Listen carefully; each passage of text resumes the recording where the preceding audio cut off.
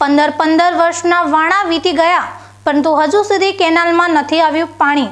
હવે ક્યારે મળશે આ ખેડૂતોને પાણી અને ક્યારે ખેડૂતો લેશે પાક?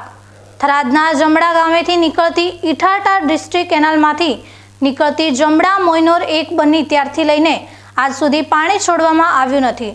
2010-11માં બનેલ માયનોર કેનાલમાં આજ સુધી નથી જંગલ કટિંગ કે નથી પાણી છોડવામાં આવ્યું। બાવળો વચ્ચે માયનોર કેનાલ દેખાતી પણ નથી, છતાં નર્મદા નિગમ દ્વારા પિયત મંડળને પિયત માટે રવિ સિઝન 2024 અને 25નું માંગણા પત્રક મોકલવા પત્ર લખવામાં આવ્યો છે। આ મામલે ખેડૂતોમાં રોષ જોવા મળી રહ્યો છે, જે સરકાર સામે આક્રોશ ઠાલવતા કહી રહ્યા છે કે હવે તો કેનાલમાં બાવળિયા ઉગી ગયા પણ પાણી નથી આવ્યું। અહીં કેનાલ સાથે સરકારી કામનું પણ રિપેરિંગ કરવાની જરૂર છે। ખેડૂતોએ પોતાની મહામૂલ્ય જમીન કેનાલ માટે સંપાદન કરી હતી કે અમારા ખેતરોમાંથી કેનાલ પસાર થશે અને અમને પાણી મળશે અને એ પાણીથી અમે પાક લઈ અને પશુઓને અમારું ગુજરાન ચલાવશું, પરંતુ અહીં તો કેનાલ તો આવી પરંતુ પાણી 15 વર્ષ વીતી ગયા, હજુ સુધી કેનાલમાં પાણી નથી મળ્યું। કોના પાપે નથી મળ્યું પાણી? એવા અનેક સવાલો ખેડૂતોના મનમાં ફરી રહ્યા છે। આજે જમડા માયનોર પ્રશ્નનો જમડા માયનોર ઇટાટા ડિસ્ટ્રિક્ટ બોર્ડરથી 0 પોઈન્ટથી ચાલુ કરવામાં આવી છે અને 2011-10-11ની સાલ અંદાજી મને યાદ છે લગભગ આવું, અને એમાં 1.5 કિલોમીટર જેવું બાંધકામ કરેલું તે વખતે।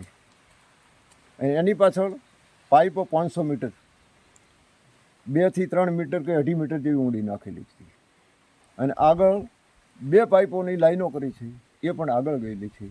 પણ અત્યાર સુધી 2011-10-11થી જ્યારથી માયનોર તૈયાર થઈ પાણી અત્યાર સુધી આવ્યું નથી।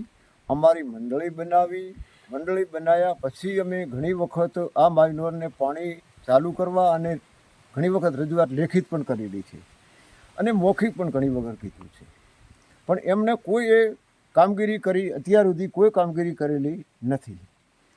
અને તમે કદાચ જોયું હશે કે નહીં જોયું અથવા તો જોજો, પણ આખી કેનાલ તૂટેલી છે, અહીંયા મોટા મોટા બાવળો થઈ ગયા છે, અને આજુબાજુ ક્યાંય ઘણી જગ્યાએ દેશે તૂટેલ હળીને ઠેઠ કારે પાણી તો કોઈ આવ્યું છે જ નહીં કોઈ દિવસ કોઈ।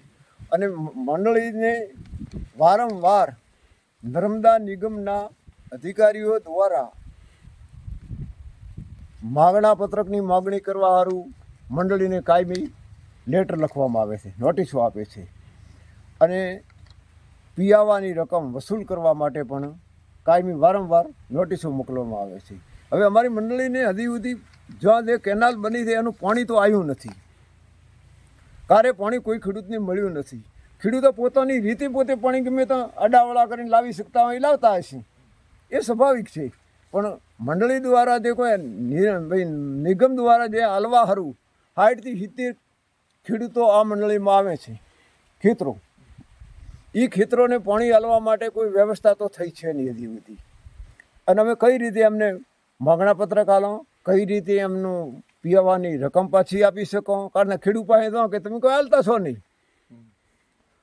અને અમે શાનું હાલાં।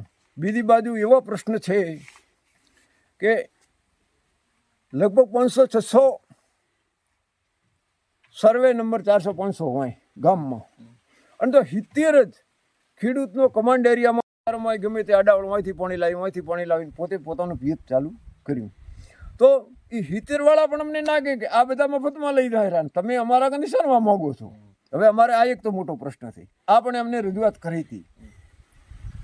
તો અમે બધાએ ખેડૂતોને મારી તો એક બીજી વિનંતી આ માધ્યમ દ્વારા છે કે જો ઊંચા વિસ્તારો છે એ ભૂગર્ભમાં પાઇપલાઇન થઈને એક ચક બનાવે કે જે કૂવો બનાવે 5-10 ખેડૂતોના વચ્ચે, અને અહીંયા ઊંડું પાણી અહીંયા મશીન લઈને પણ પાણી મૂકી દે, ઊંચાણવાળા ખેડૂતો પણ પાણી પાઈ શકે ખેત જમીન। આવું કરવા સારું અમે ઘણી વખત રજૂઆતે કરી છે। આજ પણ તમે અહીંયા વિચારો તો મારો જવાબ મેં આ દે છે અમારા પાસે કોઈ બીજો વિકલ્પ છે નહીં, કારણ કે મંડળી તો બને, મંડળીને કોઈ બીજો કોઈ લેટર અહીં નથી, અને એમને પણ એટલા સુધી કીધું છે કે આ સમજણ તમે આવી અને ગામમાં આવી અને ખેડૂતોની જોડી અમારા હાથે રહી અને થોડી ચર્ચા કરો। તો એમને હા કીધેલો પણ કોઈ આવ્યું નથી, 1 વર્ષ 1.5 વર્ષ થઈ ગયું અત્યાર સુધી।